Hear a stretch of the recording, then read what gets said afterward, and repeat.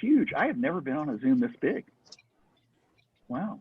Well, you're a special person, so we're so fortunate to have you, Graham. Wow. I thought only YouTube stars had this many people on the Zoom.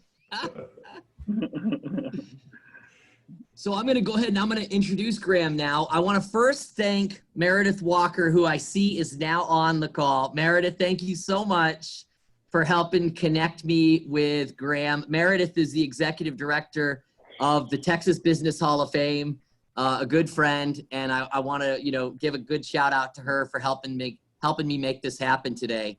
But we're so lucky to have Graham on. Graham will attest. I've been working on this for some months now due to his schedule. So it's awesome to have him. Graham is not going to dispute that. What's that? Meredith will not dispute that that can be difficult. So hello, Meredith. Very cool. Well, Graham is the former founder, CEO, and chairman of Rackspace.com. Back in 1998, he provided seed capital to start Rackspace. The three original founders had an idea to make it much easier to host complex websites. That idea evolved into what is known today as managed hosting. 6 months after investing in Rackspace, he put his real estate business on hold to act as CEO until 2006. While CEO, Rackspace grew from 12 to 1,200 Rackers, otherwise known as employees, and from 1 million to 200 million in annualized revenue. Lanham Napier, president since 2000, became CEO in 2006. Graham enjoyed his tenure as chairman from that point through to 2016 when they sold Rackspace to Apollo Global for $4.3 billion. Graham's personal mission is to create constructive environments for startups and entrepreneurs to flourish in the San Antonio area. He focuses on collaboration with a number of businesses, individuals, and organizations in the city to make the investments today that will make a better city for everyone tomorrow. Graham's drawn to big, transformative ideas. It's the reason he helped found Rackspace, Geekdom, and the 80/20 Foundation. He's passionate about issues of entrepreneurship, specifically how cities can build and maintain fertile environments for young entrepreneurs to learn the skills they need to create the next wave of innovation. And again, Graham, it's awesome to have you here. I guess before I get to the burning questions, is there anything you'd like to say to everyone? That was pretty good, Richard. I like that intro. That was good. That was good. Also, let me just point out that that we sold the company for $4.3 billion, and it was just relisted. They just took the company public again, and it's worth about $8 billion. So I think we sold it cheap. Yeah. So I'm no regret though. No, it's actually exciting to see the company public again. It's good. That's awesome. Well, listen, I want to get right to it, and I got to ask you, can you take us back, Graham, when you were a young boy and you decided to start an organic pork business?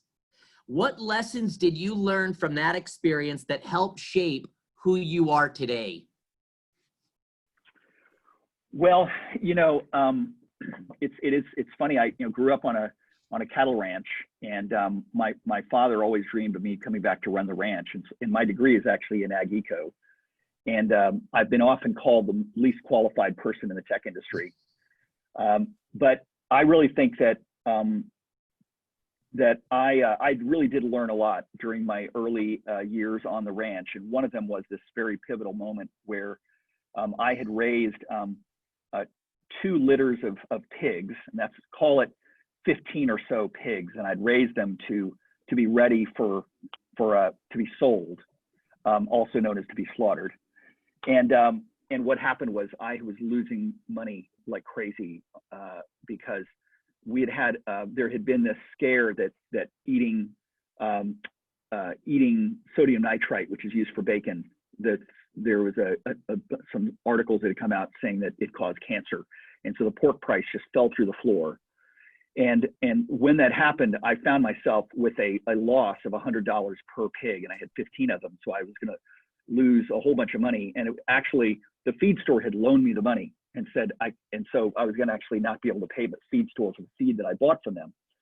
And so, I'm pretty proud of this organic pork story, because what happened was that I sat down with my father and told him that I was going to lose $100 a pig and I was not going to be able to pay my feed bill. And so, it was in that moment that my father and I have to give him credit because he was certainly a key collaborator. We decided that if the world was afraid of pork causing cancer, we needed to sell our pigs as not as being organic. And this was a long time before you could buy an organic anything in the grocery store. And so I put an ad in the newspaper back when we had newspapers and before we had ads in the newspaper. And the ad said, "Go hog wild, all natural pork, made to your order, call Graham after school."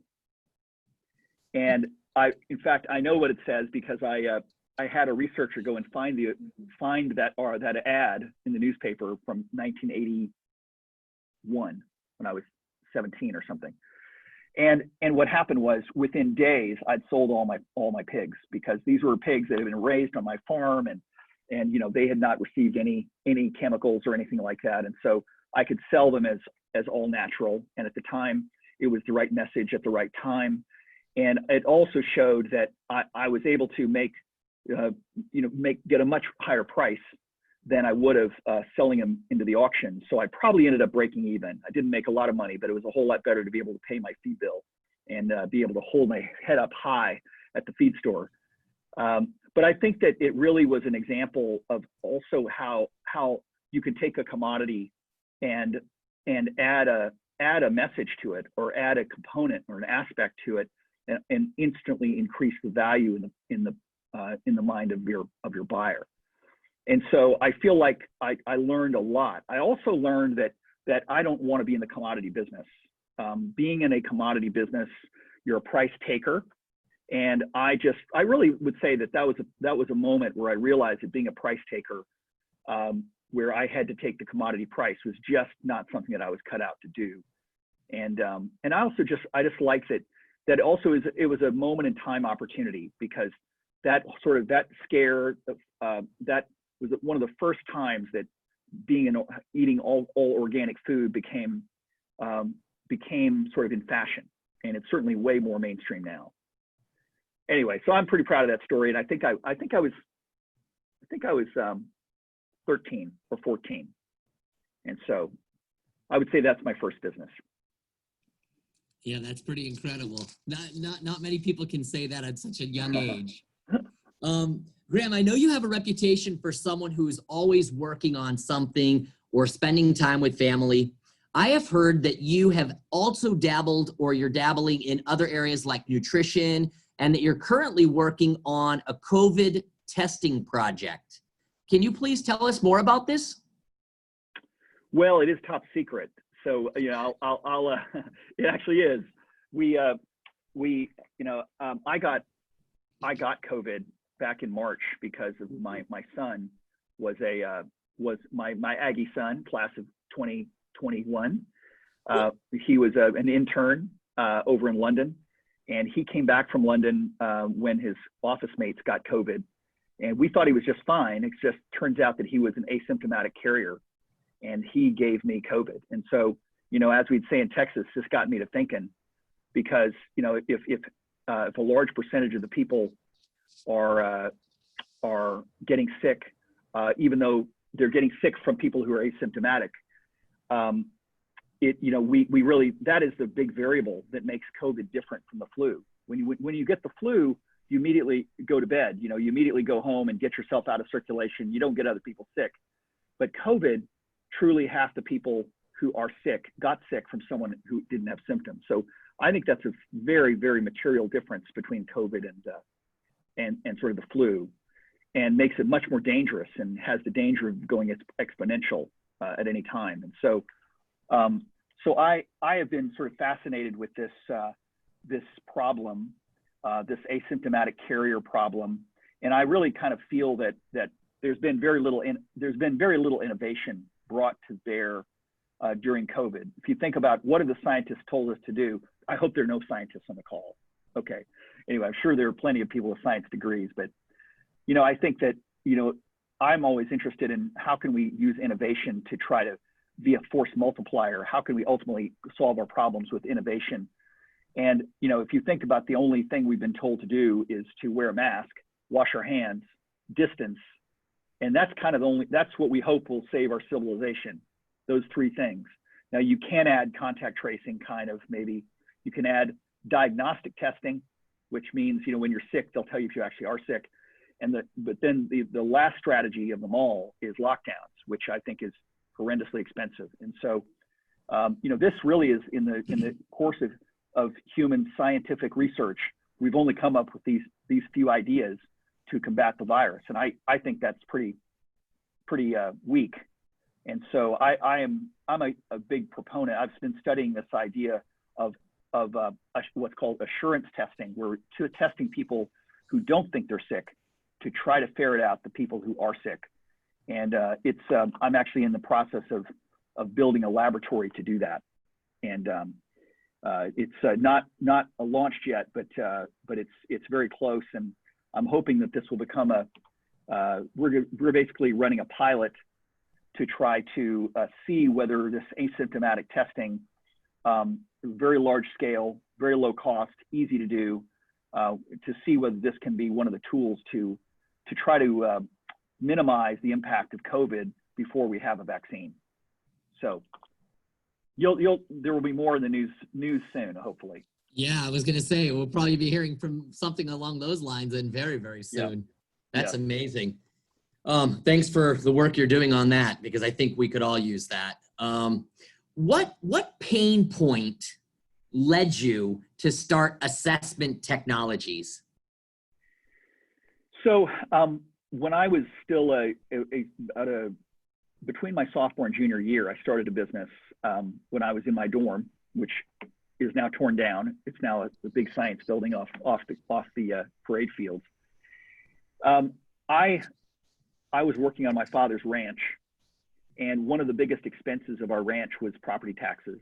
And so I was in charge of fighting the property taxes. And I wouldn't say that most of us filing our own income tax return, there's not much fighting to be done.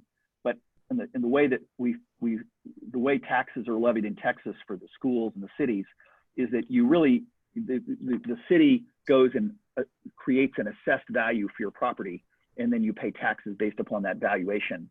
And so my first business actually was helping my father. First, I helped my father fight the property tax assessments on our ranch, and then I in the following semester, I went out and got a handful of other clients and ultimately turned that into a business.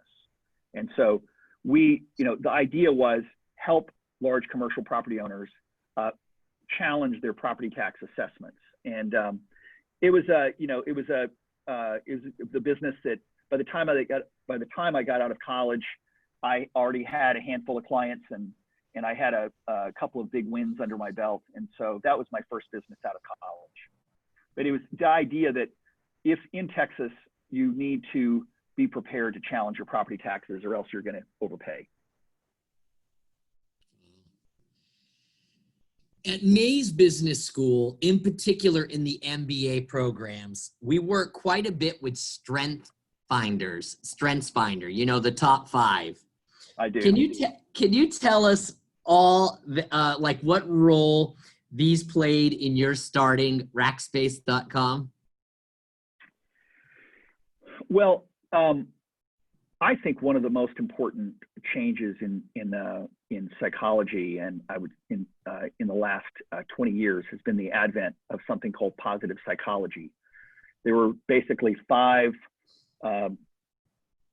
psychologists that came together in the late 80s to the late 90s to create this school of thought called positive psychology. And one of them is the founder of what's called the StrengthsFinder assessment. And the idea of StrengthsFinder is that we succeed using our strengths. The idea that utilizing your strengths is ultimately where your success comes from. And this particularly resonated with me when I first read the book. The first book that I read was actually a book that was not popular. It's called Soar with Your Strengths. And the idea was that it was okay if you are weak at things. What matters is that you bring out your strengths. And this really resonated with me because in my tax business, I spent almost every day doing things that I was not very good at, I wasn't very energized by, and I would just find myself exhausted every single day and really ultimately burning out. Even though the business was succeeding, as an entrepreneur, I was happy. We got to probably, 40 employees or so and was doing well, and the company's still around today. But I found myself that I found it exhausting, all the things that I had to do. Like, I hated going to meet with a client who would then turn around and say, please write a letter and summarize what we just talked about. Like, oh my gosh, it's going to take me an hour and a half to write that. And so what happened was I was really down on myself. Also, just so you, Coach, you don't know, I'm very disorganized. Meredith knows that. But I think that I really felt that my disorganization was going to be my failure, or be among them. And I would say that I even hired a coach, a consultant, to help me get more organized. And I actually found, I found that it was something that I was terrible at, and ultimately just kind of threw in the towel. And I realized that I was defeated. I would never be organized. And when I started to let that sink in, I read this book and realized that as long as I could bring out my strengths, that my weaknesses didn't matter very much. And it was a whole way of thinking that completely changed my life. And it's exemplified by the fact that just a few months later, when I encountered the Rackspace founders, there was a famous meeting that we had at a hamburger joint in San Antonio. Anybody here from San Antonio? Raise your hand. One or two of you. There you go. There you go. There's a hamburger joint at Chester's Hamburgers on the corner of 410 and Nacogdoches. And I would say at that meeting, it was such an example of using my strengths, because we talked about the strategy of the firm, we talked about the opportunity, we talked about the internet, and each one of these things brought out one of my strengths. The internet had my ideation strength all jazzed up. The idea that we could find that we could differentiate ourselves and find ourselves filling a niche, which was sort of the customer service, or with differentiating through Dr. Barry's customer service concepts. That was in the mix from the beginning. That was another one of my strengths, my maximizer. We also needed to be able to cut through the clutter of the market. How do we ultimately differentiate ourselves in such a way the market can understand us? And that was my strategic strength. And then also at the end of the meeting, I slapped the table and said, let's do it. And I would say that was my strength, called self-assurance. And so I would just say that was a day that all 5 of my top strengths were really in action. And that was the biggest day of my life. That was the very beginning of Rackspace, which ultimately ended just a few years ago. So my strengths are maximizer. I love to take things that are good and make them great. Strategic is all about finding priorities, trying to find clarity and confusion. Third is ideation. I'm thrilled to learn new ideas. And in fact, I don't want to know everything about a topic, but I want to understand it and put it into, that is, I want to know a little bit about a lot of things. It's like, I'm like grass, which is, the grass doesn't grow very deeply, but it's everywhere, right? So I'm fascinated with ideas that, even if I just know a little bit about them. And so, and then we have self-assurance, which means that I'm often wrong, but never in doubt.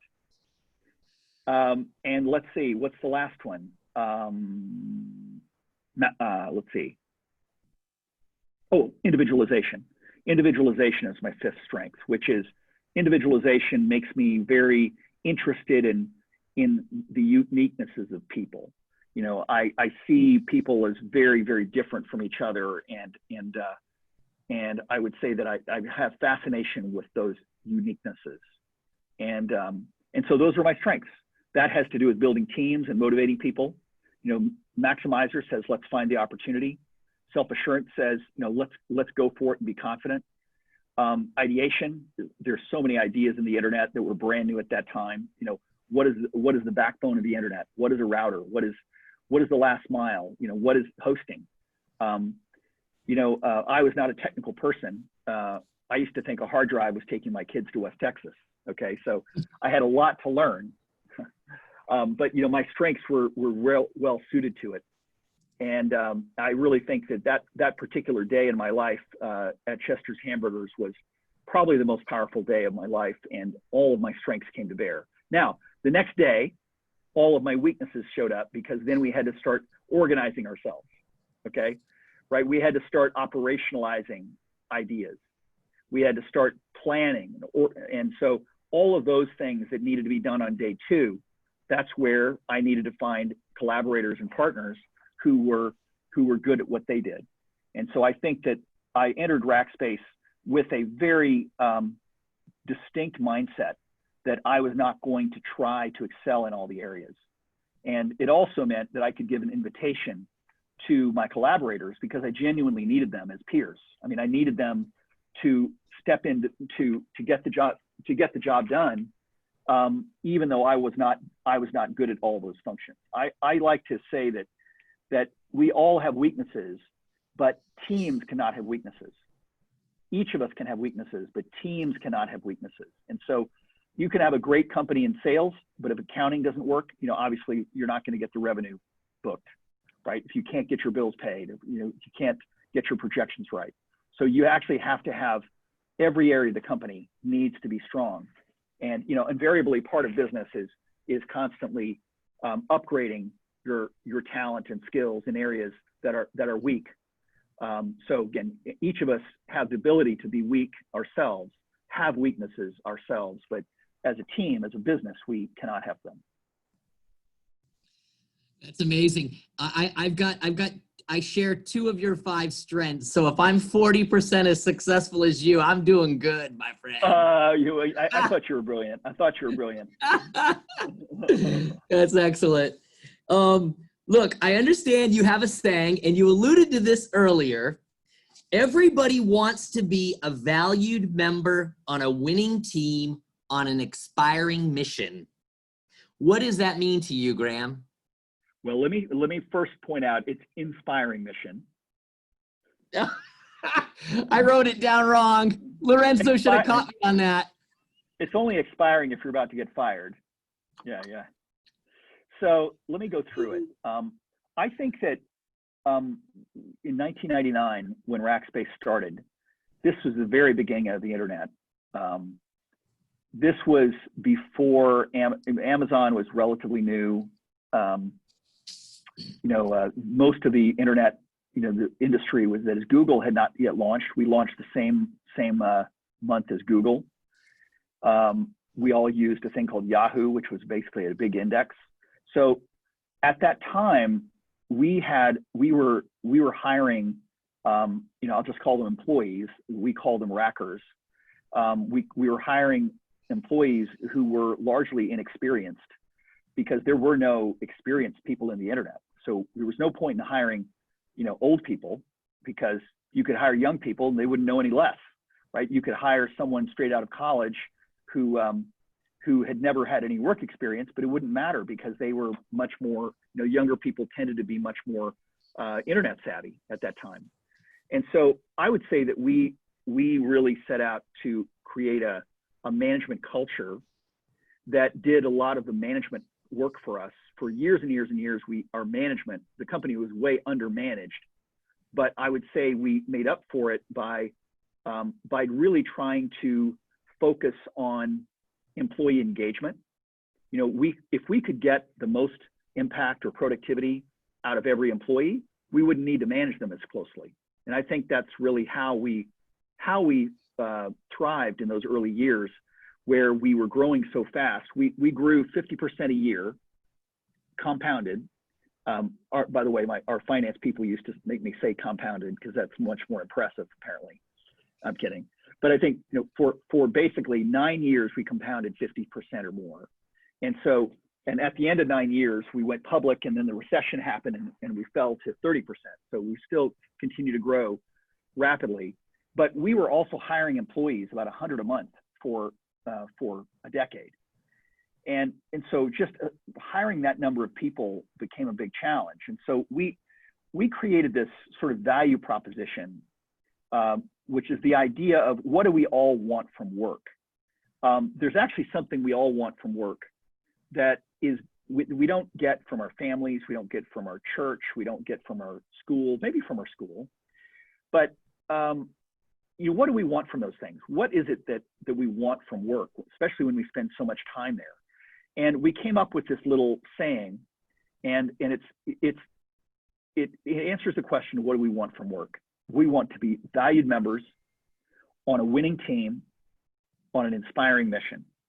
And let me go through that, because it's just one of those little concepts that I'm really proud of, but I think it encapsulates so much of what we all want at any level of the company. Even if you're the dean of business school, that is, even the dean of the business school wants this, right? Each of you, the students, want this, which is you want to be a valued member. What does that mean? Being valued, you know what that feels like when someone, what it feels when someone says thank you. They show respect for your ideas, right? They give you responsibility. They trust you. These are all ways that people demonstrate they value you. You know what it feels to be not valued as well, right? You're ignored, you're overridden, you're ultimately fired if you're not valued. You know what that feels like to be not valued. So I think that's the most basic one. We want to feel like we're valued. That's not rocket science, okay? But we also want to be valued as members. We want to be a member is someone who belongs, and you belong to a team of peers. That is, you belong to a team of peers who trust each other, who want to work together, working toward the same goal. And you want to feel like you belong to that team, as in you're relied upon, you're trusted, you're respected. So let's go back. We want to be valued members. We want to be valued, and we want to be valued members, right? We want to be valued ourselves, but we also want to feel a sense of belonging. And one of the really interesting things is that if you go back to your psychology class, the Maslow's hierarchy of needs shows that belonging is a more basic need than self-esteem. That the sense of belonging is just a very, very, wired into us need. So the idea that you want to be valued and be a valued member is the most basic thing that you want from work. But you also want to be valued as a member on a team that is winning. And that winning, whether you're in the accounting department or the sales department, or whether you're on the board or a new hire, we want to feel like the team we're joining is one that we're proud of, one that we are proud to belong to, and one that that the leadership puts you on a path to winning. And leaders' core, very, very important role is framing in what way, how are we going to win, right? How the leadership tends to do the framing more than anyone else on how ultimately what is the path to victory. The word strategy, we often use the word strategy. Strategy really means, in my opinion, strategy means how we're going to do something, like the how. Like the strategy to get to Houston is sort of Highway 6. That's the how we're going to get there. So the leader needs to frame that idea that how are we going to win and ultimately lead us to that victory and help us rally us to that victory. And the last part of it is the inspiring mission, which is we want to be valued members. We want to be members. We want to be members of a winning team, but also we want a sense that the mission that we're on is an inspiring mission in some way. Inspiring mission means that, of all the days and hours that you're working, that ultimately you think they add up to something.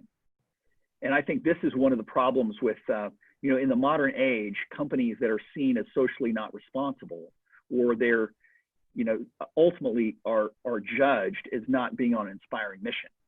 And I think that, if you think about, there are lots of examples for this, but if your organization does not have an inspiring mission, you better be prepared to pay very high salaries. So I think in a lot of ways, I hope there are some future investment bankers there in the audience, but I think that one of the reasons why investment banking pays so well is because its lack of inspiring mission.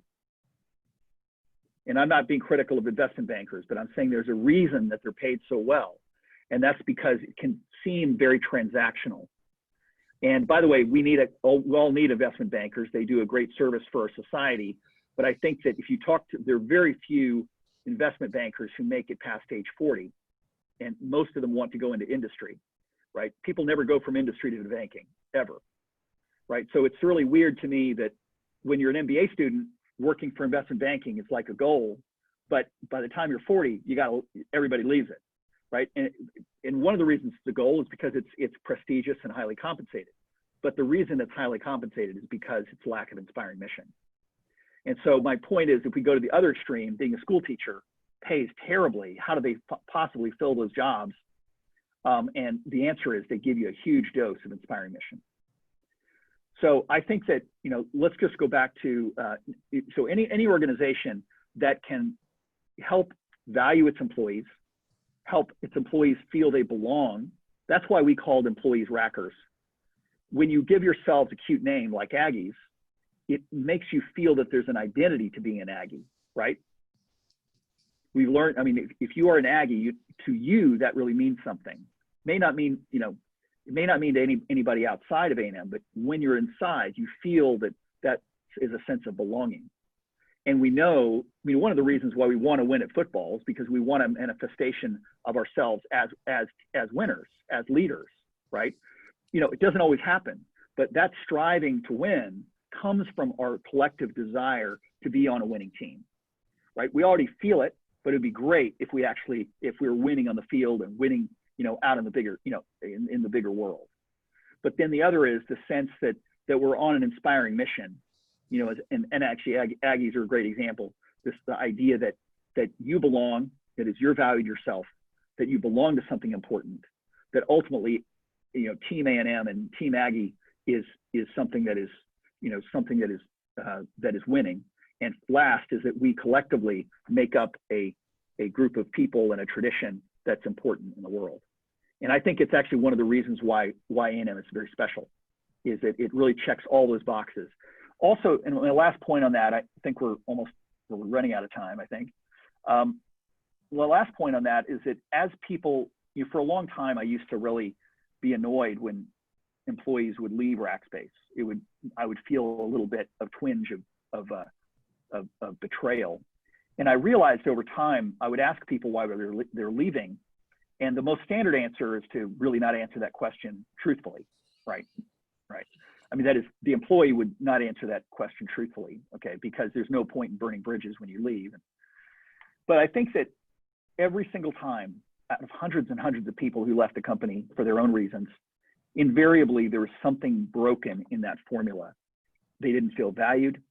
They didn't feel that they belonged. They didn't feel like their group was winning. They felt like and that of course reflects very, very much on the leadership of your group.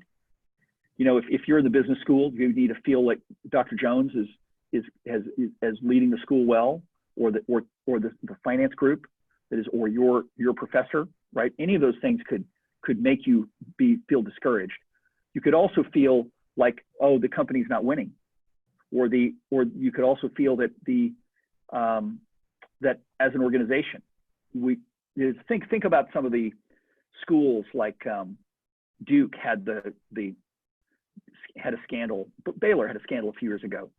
It just becomes harder for people to connect with that inspiring mission if they feel that the university has lost touch with its values, or with if it misbehaves. One of my favorite examples of that is Wells Fargo. Wells Fargo got caught cheating with regard to, they offered bonuses to their employees who opened new accounts for people. And as a result, they ended up with a lot of fake bank accounts being opened. And they would then report to Wall Street all these amazing bank accounts being opened, thousands of new accounts coming to Wells Fargo. And it just turned out to be a fraud. And it was their own sort of, they were overlooking this fraud for years and years. And Wells Fargo's reputation has been hurt a lot more than Goldman Sachs's reputation for all the shenanigans they did during the financial crisis. It's really surprising. And I think that it's because this idea that you also want to be with organizations that have an inspiring mission. And I think that when companies violate that, you could find it can have a real business cost.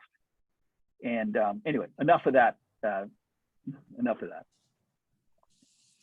that was really interesting to hear, and I think a lot of us can relate to what you said. I have just one final question, and then we'll get to the audience, because a lot of audience questions. What would be the single most important piece of advice you could give to individuals regarding getting started?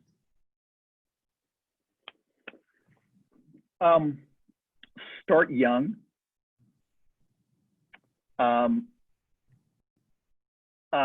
Don't peak too early. Don't expect to find your Google idea. I was 34 when Rackspace came along into my life. So that's a lot older than most of you. I mean, I was 34. And so don't expect to, if you put pressure on yourself, I would say it's a very common, there were many top MBA students who we either hired or tried to hire at Rackspace.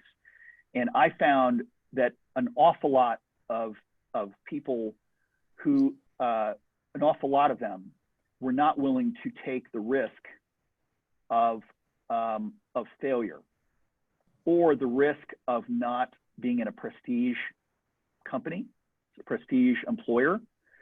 And back before Rackspace was known by many people, we needed the right time. The best time to be at Rackspace was in the early years, and that was the hardest time to hire MBAs.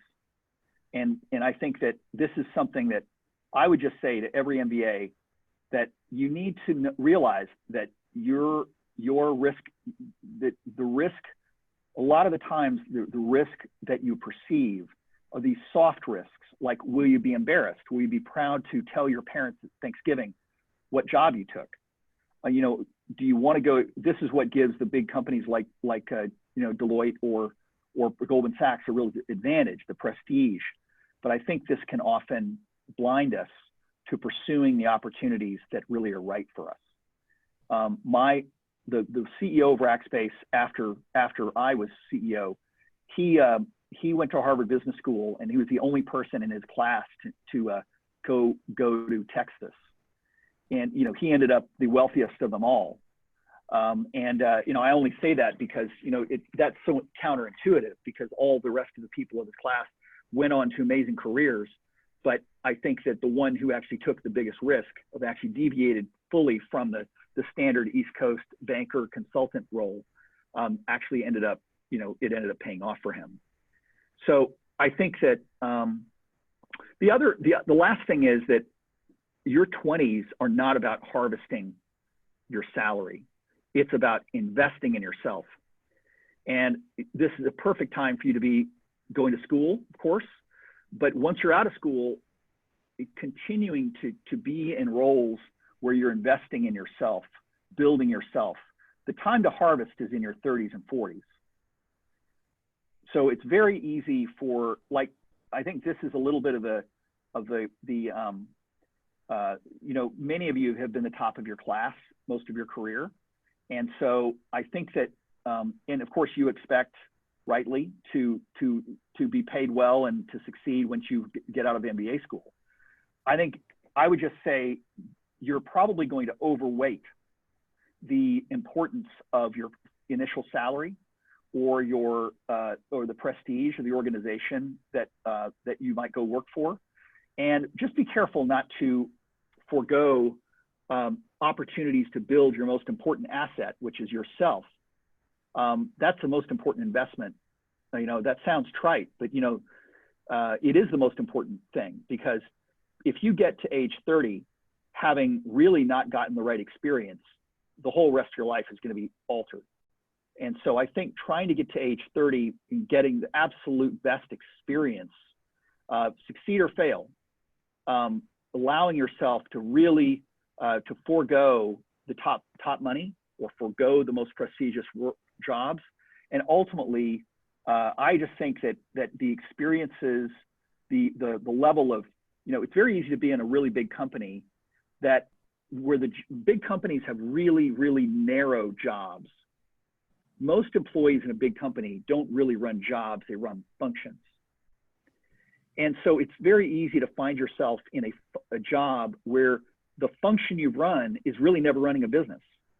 That's the advantage of smaller companies, is because there's way more responsibility given out in smaller companies. And also, young people in bigger companies and older companies, there tends to be, the pace of change is so much slower, partly because, you have to climb the ladder a long time.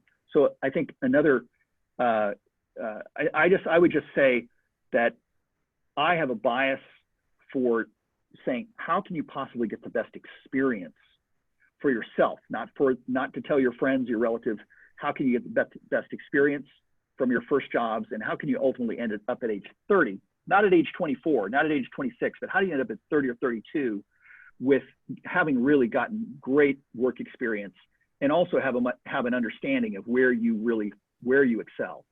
I was 34 when the idea of working for my strengths, when it really resonated, was after years and years and years of toil that I hated. And so it took me till I was 34, before I gave myself permission to really strive to work with my strengths.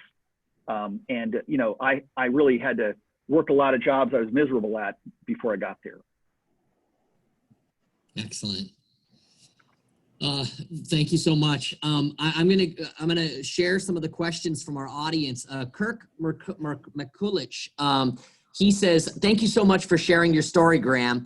Do you visit campus or Zoom with the Weston Agri-Food Sales Program in the Department of Agriculture Economics each semester?" Yes, I do. Yes. And actually, so one of the things that I learned at A&M was the importance of sales. And sales, if you go into business, you will realize that that having salespeople is so important, because those are the only people in the organization that care about revenue every single day.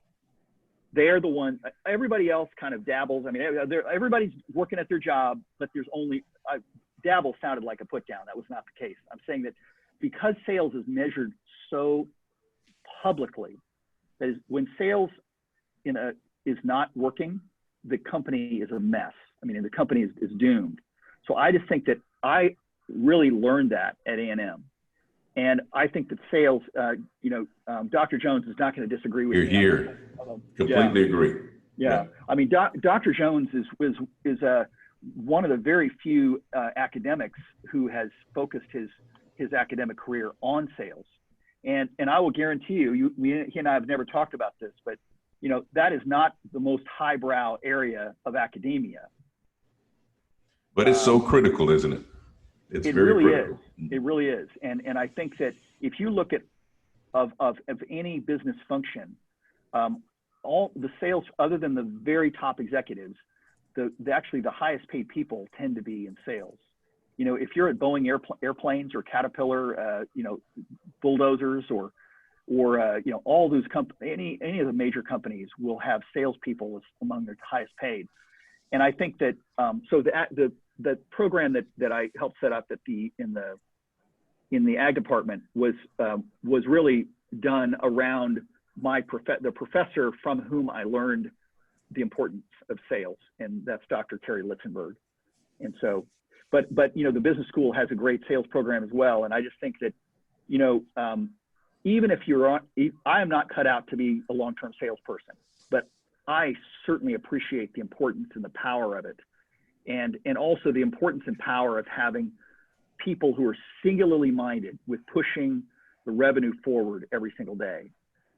And also, I would say my biggest criticism of Silicon Valley, which I have a lot of admiration for, is that in Silicon Valley, they really think sales is a dirty word. They think sales also is something, there's a theory that a lot of companies get away with, which is if the product is good enough, you don't need sales. And I'm going to put sales and marketing a little bit blurred there. There are a lot of engineering folks who say that, if the product is good enough, we don't need to worry about selling it, right? And I think that this really, it's just flat out wrong. And I think that, especially in academia, it's very easy to remain in the very, let's say, we often don't see sales as a profession, but it needs to be because it's so important to our businesses. And students, we have the Reynolds and Reynolds Sales Leadership Institute in Mays Business School, just so you'll know that. Yeah. And again, even if you're not going to be in sales forever, I think that this 1 3-hour class that I took in sales at A&M framed the way that I think about it. And I think it had a lot to do with the fact that we ran a heck of a good sales operation. And actually we were doing it in an industry that didn't really believe in it. I can't tell you how many companies have asked me to invest in them who brag about the fact that, we're doing all this revenue and we don't even have any salespeople. And I'd say, what are you, an idiot? So. Excellent. Hey, Graham, you want to talk Yes, about our mutual friend, Carl? Yes. Yeah. So Dr. Jones wrote a book with a sort of an old school sales trainer named Carl Stevens. And when I took the sales class at A&M, he was the guest speaker for a 3-day seminar. And he's now age 94 or so. Yeah. And he is an old school sort of he was one of the first generation of sales trainers. And he is an entertaining character. And but Dr. Jones and I are, Dr. Jones wrote a book with him, and he and I are both friends with him, and he's in a nursing home in Boerne, Texas right now, and hopefully doing well. Yeah. And actually, he just finished writing a book. So Dr. Jones has offered to do a blurb on his sales book. Thank you. Excellent. Aaron Buchanan asks, Mr. Weston, as a native San Antonio, thank you for all you've done for the city. I believe you've helped it become a place that future generations will desire to call home. As a local business and civic leader, what has been your greatest struggle in convincing San Antonians to invest in the long-term success of their community? That's a great question. Aaron, was that Aaron who asked the question? Yes, Aaron Buchanan, one of our full-time MBAs. Okay, Aaron. I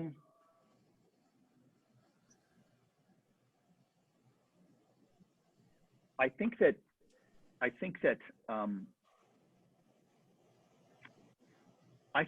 there are a lot of people who like to complain about things and never actually act on things.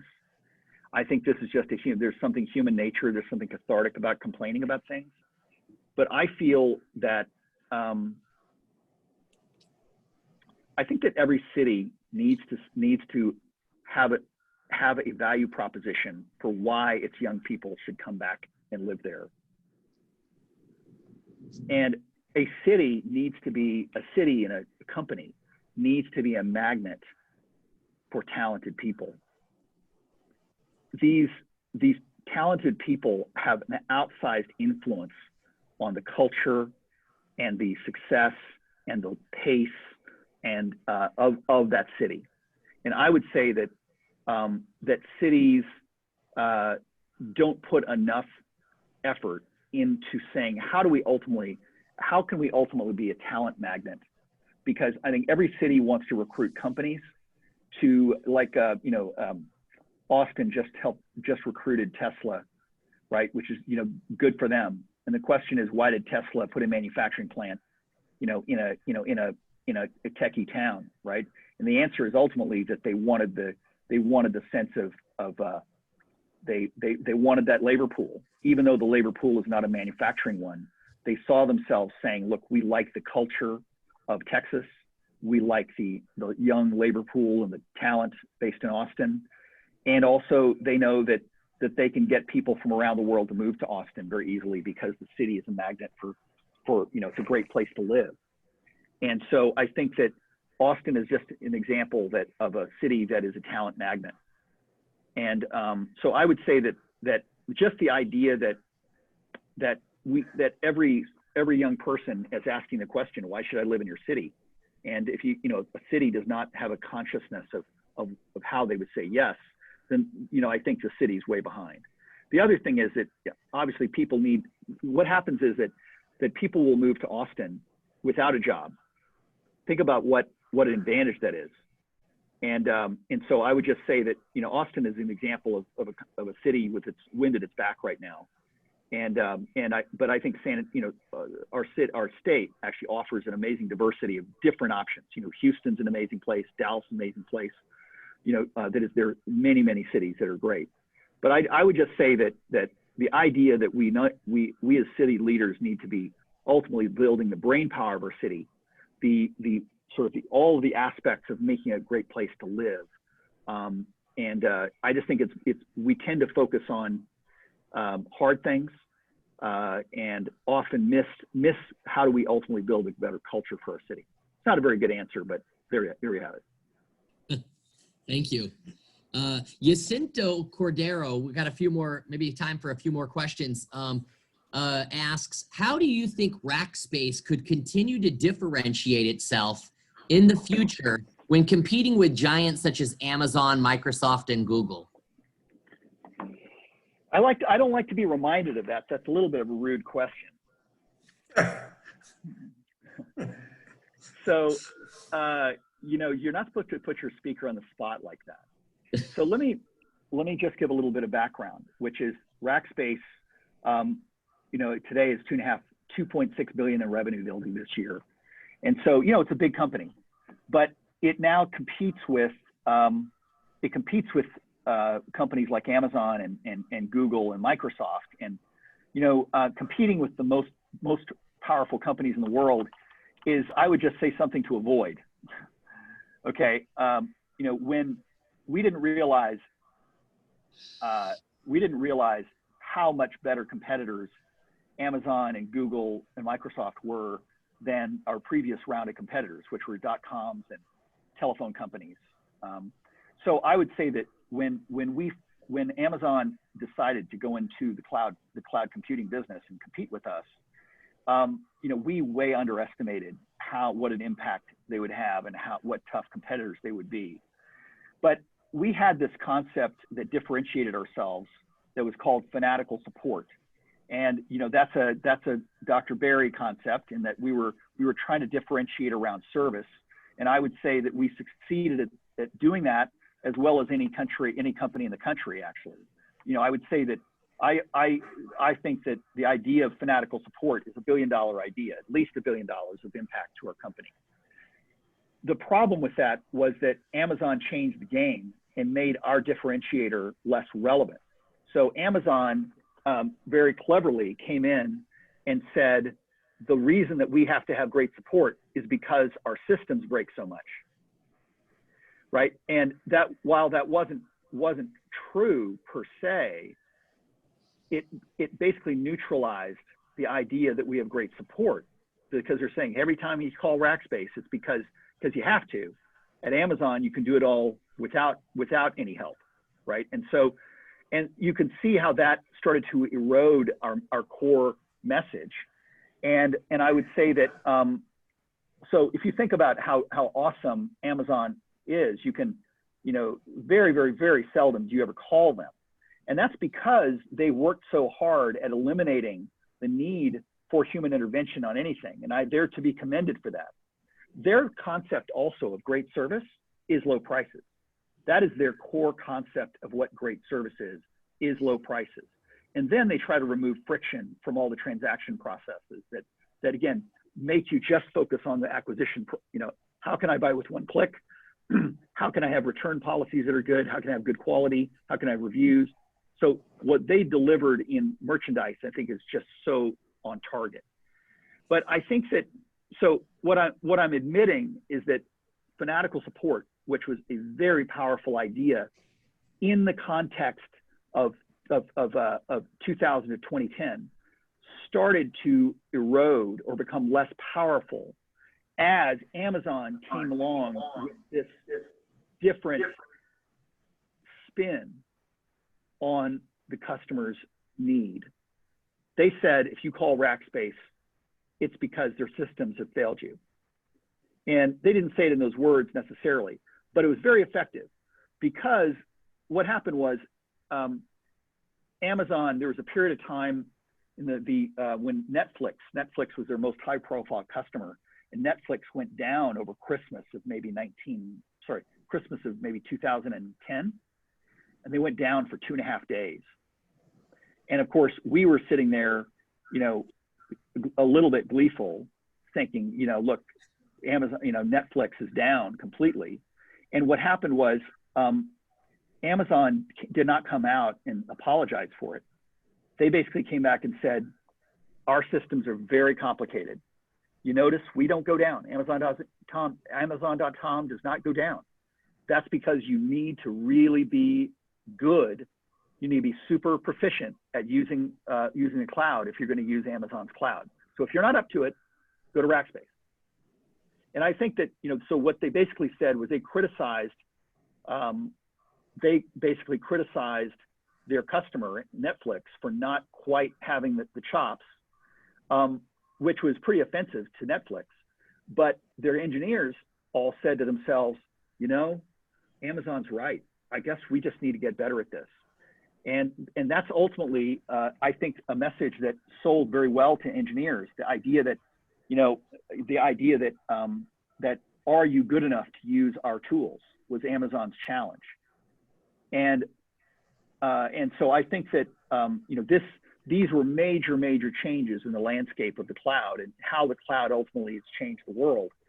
I mean, so let me get back to the core question, which is that first, realizing that that sometimes what is a great differentiator or a great strategy in one moment in time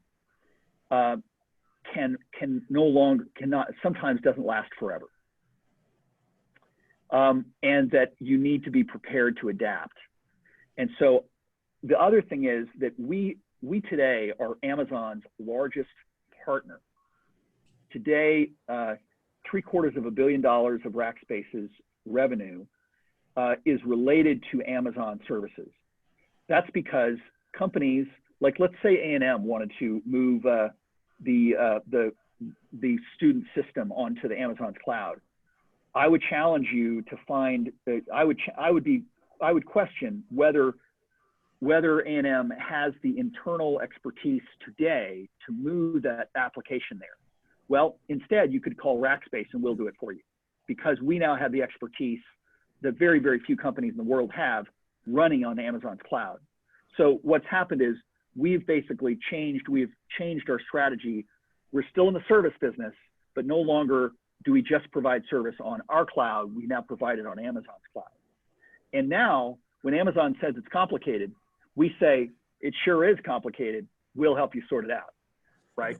So now which is a much more powerful way to dovetail with Amazon's, you know, message that, you know, Amazon sort of says, this cloud is for pros. If you're not a pro, don't come here. And then we basically are that intermediary who's going to help you use their services to maximum ability. Amazon has over 1,500 different items, SKUs, and just figuring out how to perform any task can be quite daunting.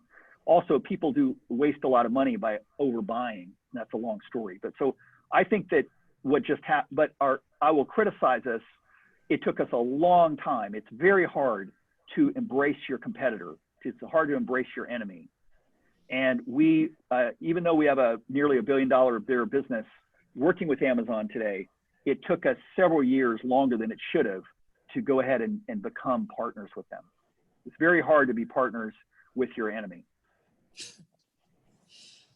I think, I mean, we're really at the end of our session, but I think I'd like to have one question, Graham, because the person who's asking this question, you will be familiar with. It's Nash Porter, our full-time MBA, the recipient of the Texas Business Hall of Fame scholarship that you personally, awarded him with. And I think this is a really fitting way to end. He asks you the question. You want to just ask Nash directly? Sure, I can do that. Awesome. Hello, Nash. Well, Mr. Weston, thank you for taking the time this evening to talk to all of us. My question that I posted was simply looking at the trends of being an entrepreneur yourself or working with past entrepreneurs. Kind of what is a common mistake or weakness that is easily avoidable? And then kind of the flip side, which is a simple action or characteristic that usually leads to success. So kind of at the core, what could lead to failure or weaknesses and what could lead to success? Wow.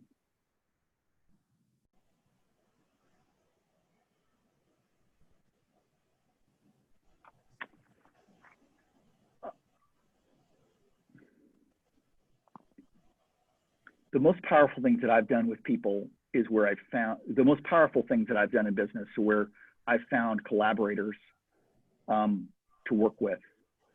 And I think that we all have to find our own work style. We have to find out what energizes us, what we're really great at, and what ultimately what we're going to focus our time on. One of the most important things in your career is learning what you need to focus your time on. You can spend a lot of time. I think this is another of the pitfalls of high achieving students, is that you are used to excelling through your own labor. You make an A because you made an A, because you worked really hard, you studied and showed your proficiency. And I think that out in the work world, you're going to find that really that just doesn't tend to be. It's not nearly as simple.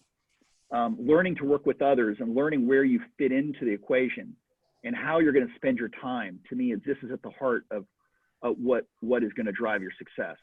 Is where do you spend your time? What are the things that bring you energy? The most basic definition of the strength is something that makes you feel stronger, and a weakness is something that makes you feel weaker. You ultimately need to find those areas where you both feel strong, and where when you do them well, they matter. Right. So I think prioritization, anybody who has the strength strategic tends to be obsessed with priorities. People with the strength strategic also tend to not get to a lot of details in their life, and sometimes they get in trouble for them. Okay.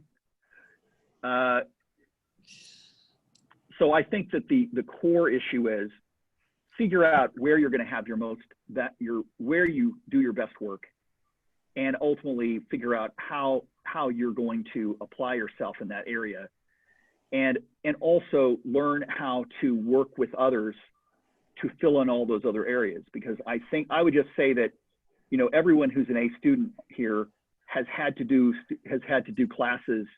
Sometimes you just have to hunker down and get the job done. I think in business, you're going to need to partner with other people who can get those things done. If the person sitting next to you loves accounting and you're in an accounting job, they're going to beat the pants off of you, right? So ultimately, you have to find the playing field where you're going to succeed, and also where you also have to get, obviously, you have to work on things that matter within the organization. So I think that it's very, very easy. Again, I think that there's a little bit of a tendency of the top students to see all the things on the to-do list as being equal when they're not, and also to see all the things that need to get done, as having equal weight.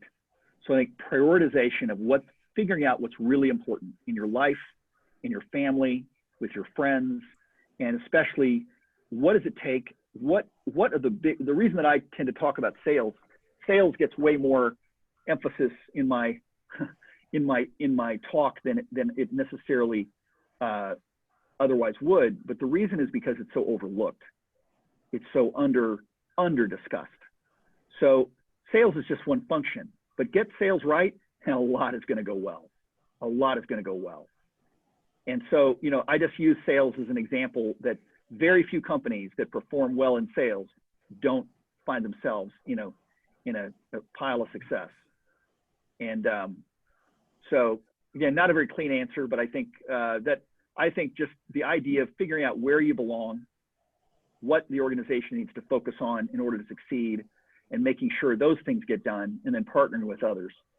I just think that partnering with others, and I know group learning is a big thing now, but I think, you know, out in the real world, you know, these are, you know, you're working with other people. They're not necessarily teams, but you're working with other people. I don't know if anybody ever's been on a study group and somebody let you down on your team. Maybe they didn't pull their weight, right? Well, the same thing's going to happen outside in your business. And ultimately, again, every individual can have weaknesses. You just can't have teams with weaknesses.